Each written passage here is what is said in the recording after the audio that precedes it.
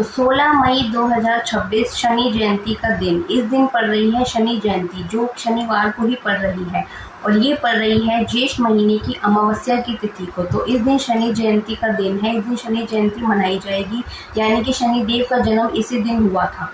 तो अब इसके बारे में आगे बात करते हैं। इतना महत्वपूर्ण क्यों है? तो शनि देव के नाम से बहुत लोग डर जाते हैं। अक्सर लोग शनि देव के नाम से डर जाते हैं, उनको डर लग जाता है। तो ये शनि देव का जो दिन है, शनि जो देव होते हैं, ये डराने के नहीं, ये डर के देवता नहीं, ये कर्म के देवता होते हैं।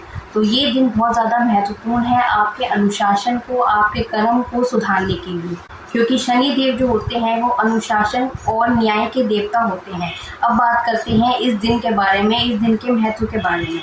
तो अब बात करते हैं पौराणिक कथाओं के अनुसार शनि देव का जन्म जब हुआ था, जब शनि देव सूर्य देव और देवी छाया के पुत्र हैं। तो जब शनि देव का जन्म हुआ था उस समय पे उनका रंग बहुत ज़्यादा काला था, और जब उनकी दृष्टि सूर्य देव पर पड़ी थी तो कुछ समय के लिए उनका भी रंग फीका पड़ गया था, यानी कि उनका भी रंग काला पड़ गया था। तो शनि देव की दृष्टि बहुत ज़्यादा महत्वपूर्ण होती है, तो इस बात का हमें ध्यान रखना है। आगे मैं आपको बताऊंगी कि आपको किन बातों का ध्यान रखना है।